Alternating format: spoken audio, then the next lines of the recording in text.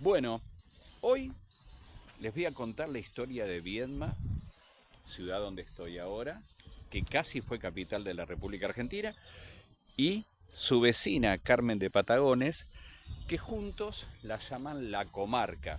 Y vamos a conocer también la historia de una batalla muy importante que se dio aquí contra el Imperio del Brasil, que fue la batalla de Carmen de Patagones.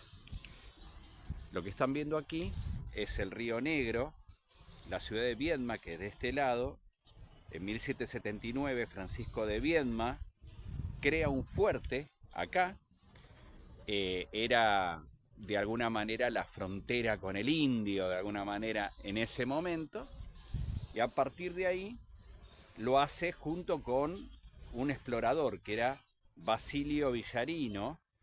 Pero ¿qué pasó? Este fuerte que crearon acá, al poco tiempo hubo una crecida. Hoy, por ejemplo, el río tiene crecida, y la crecida comprometió fuertemente la situación. Tuvieron que trasladar el fuerte a la vecina Carmen de Patagones, ¿no? Miren que es nada, ¿no? Esta lanchita los cruza. Y después de hacer eso, en 1785, el Virreinato de Río de la Plata crea la Comandancia de Patagones, ¿no? Es decir, que la central ejecutiva estaba ahí enfrente. Por lo cual Viedma pasa a ser como el barrio sur de Patagones, ¿no? Hasta que en 1878 se separa oficialmente Patagones de Viedma y quedan dos ciudades distintas. En este lugar es donde ocurre la batalla de Carmen de Patagones, ¿no? Este es el Río Negro, el lugar hasta donde llega el general Roca en la conquista llamada conquista del desierto, que de conquista tuvo poco y desierto no estaba, pero bueno, nada. Y es por aquí donde entran los barcos del Imperio del Brasil, ¿no? En una batalla realmente impresionante. ¿Cómo fue? El 7 de marzo de 1827, las milicias de lo que eran las Provincias Unidas del Río de la Plata se enfrentan directamente con el Imperio del Brasil. Estuvieron varios años, estuvieron 3 años más o menos de guerra. Y este sector que ven acá enfrente, ahora el barco está saliendo, allí donde está esa casita azul que era la antigua prefectura, junto con este pequeño puerto que estaba aquí, que es el puerto principal de esa época, era el lugar donde paraban los corsarios argentinos, ¿no? Los corsarios, los que tenían patente de corso. ¿Esto qué significa? Que tenían la aprobación del Estado Nacional para atacar y confiscar bienes de España. Luego entramos en conflicto con Inglaterra, con Francia, con el Imperio del Brasil, por cuestiones territoriales. Eso también se querían expandir. Pero ese 7 de marzo, ¿no?, el almirante Pinto Guedes decide tomar este sector. ¿Por qué? Porque estaban atacando el puerto de Buenos Aires y ellos dijeron, bueno, si entramos por la parte más sur de la provincia de Buenos Aires y tomamos esta posición, vamos por tierra hasta Buenos Aires, los atacamos también por el sur, por lo cual este puerto era bastante importante. ¿Quiénes estaban en este sector? Imaginen que entran por aquí la corbeta Duquesa de Goyas con Jane Shepard. Van a ver varios nombres británicos también, porque eran parte, digamos, estos capitanes trabajaban para el Imperio del Brasil. Imaginen que ingresan por allí. También entra la corbeta Itaparica, que estaba Guillermo Deire, el bergantín Escudeiro con Luis Potier, la goleta Constanza con Joaquín Marqués Lisboa. Para que se den una idea, todos estos barcos del Imperio del Brasil tenían unos 600 hombres embarcados, de los cuales 250 no eran brasileños, eran la mayoría británicos, algún francés perdidos por ahí, ¿no? Fue realmente una batalla impresionante, ¿no? Ahora, ¿quién estaba aquí enfrente? ¿Por qué? Había una resistencia, había un fuerte, ¿no? Y acá estaban las milicias argentinas. El fuerte, donde está la iglesia, un poquito más abajo, estaba Martín Lacarra, que tenía nada más que 100 infantes en ese momento. Si las fuerzas regulares eran 100, imaginen que lo estaban atacando 600. Por lo cual, cuando los vio venir, tuvo que organizar una defensa un poco mejor. Le sumó 80 hombres a caballo, que eran la mayoría gauchos, a los corsarios que estaban parando acá, estaban reparando un barco, bueno, los suma también a la batalla, fue todo en este sector, ¿eh? Todos los trabajadores que estaban reparando el buque Chacabuco, que estaba aquí justo en reparación, también suman a negros, algunos voluntarios del escuadrón de vecinos, pobladores de Patagones también que se suman. Ahí, por ejemplo, hay un dato curioso.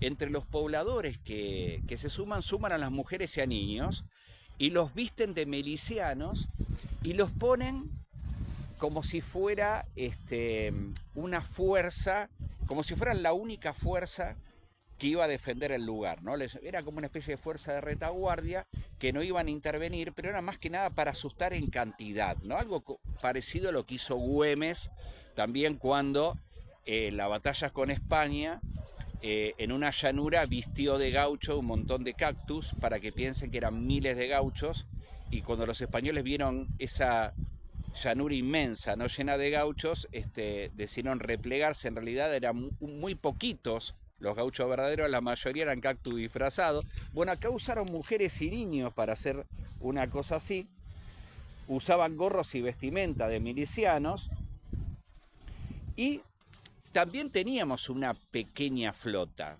¿no? Es decir, no era, de alguna manera, no teníamos solamente personal de tierra, ¿no? Recuerden que acá había algunos corsarios, ¿no? Estaba la sumaca Bellaflor, ¿no? Con Santiago Binón, el bergantín oriental argentino con el corsario francés Doutant, el ballenero Hijo de Mayo, con un inglés también que lo estaba, digamos, lo usaban para comerciar, pero se lo incautaron de alguna manera. El Hijo de Mayo estaba Harris, otro ballenero que era el Hijo de Julio, con un francés, Formatín. La goleta Emperatriz había sido brasileña, y en el principio de esta guerra Brown la toma. Les tengo que contar esto realmente increíble. Esto ya fue en el Río de la Plata, no fue aquí. Por eso teníamos esa goleta brasileña como nuestra. Una noche muy oscura, ¿no? Casi sin luna. Había varios barcos en el estuario del Río de la Plata, y por lo cual Brown decide ver, digamos, quiénes eran los que iban a atacar, digamos, ¿no? Entonces, en ese momento estábamos en guerra con Brasil, no podíamos atacar buques ingleses o franceses, y había varios comerciando ahí. Por lo cual pasó cerca de una nave que estaba a oscuras y no podía percibir de qué bandera era. Entonces le gritó "What is vessel is that?", es decir, ¿quién anda por ahí? Y lo mandaron al carajo en inglés, ¿no? Y en el momento, Brown pide a sus hombres que dispare contra ese barco. Casi hay un motín, porque imaginen esto, ¿no? Imaginen que si disparamos a un buque que nos contestaron en inglés, es decir, que claramente era un ataque directamente a Inglaterra, y ya estamos en guerra con Brasil. Por lo cual no era algo, digamos, muy sabio. Entonces, los mismos hombres de Brown se levantaron, dijeron, no podemos atacar esos que son ingleses. Dijo, ustedes dispárenle.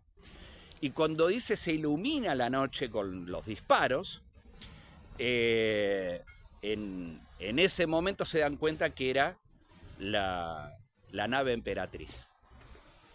Era brasileña. Entonces cuando le preguntaron cómo se dio cuenta que no era un buque inglés, porque le habían contestado en inglés, y era la nave insignia brasileña, casi nada, él dijo, un inglés no es tan descortés, ¿no?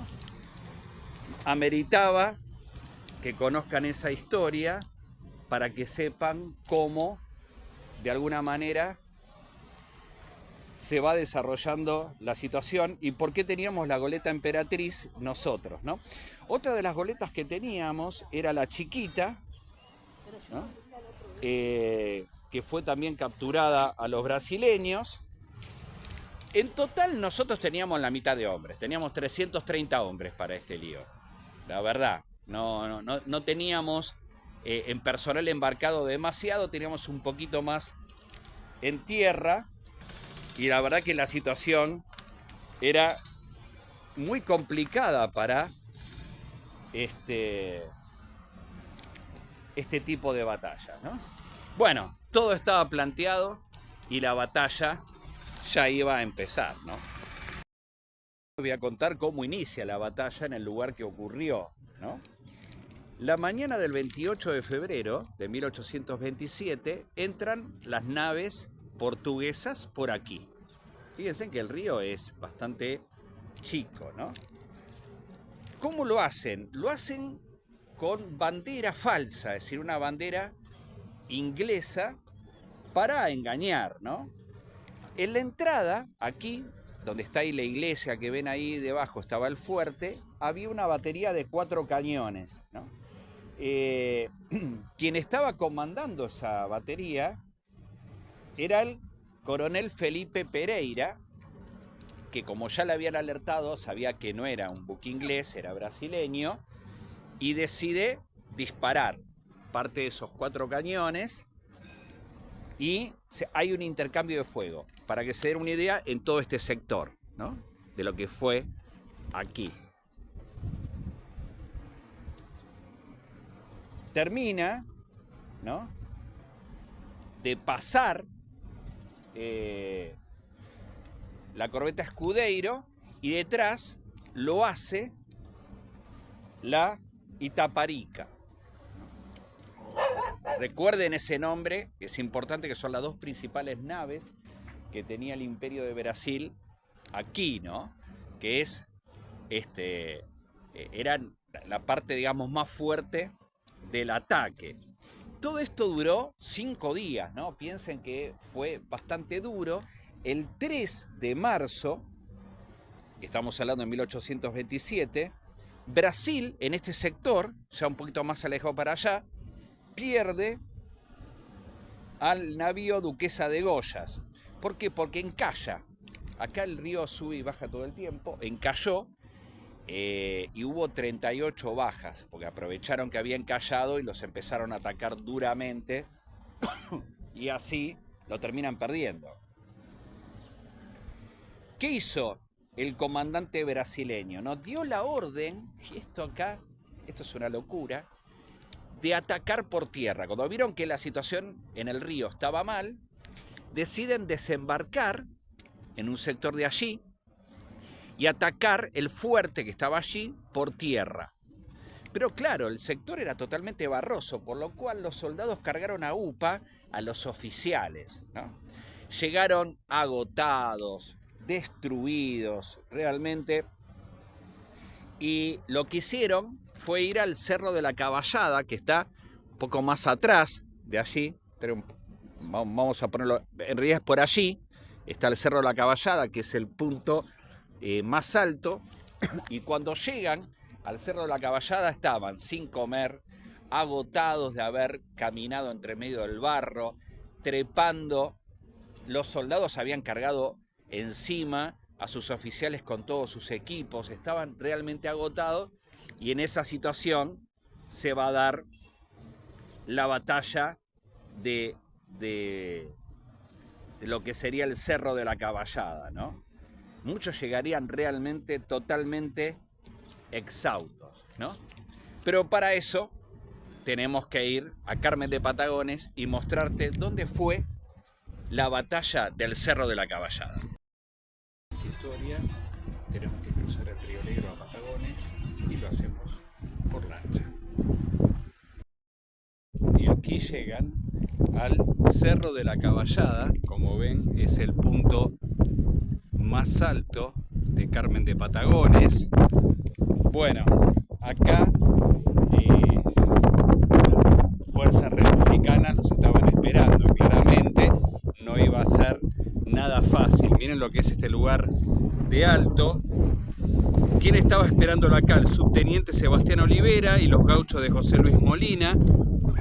Apenas empieza la batalla, el capitán Byron cae, Shepard es reemplazado por Eyre, confusión, imaginen, total en este lugar, aquí donde está el monolito que lo recuerda, y deciden, en un acto desesperado, allí está el río, volver a los navíos, pero los navíos ya estaban en poder de los argentinos.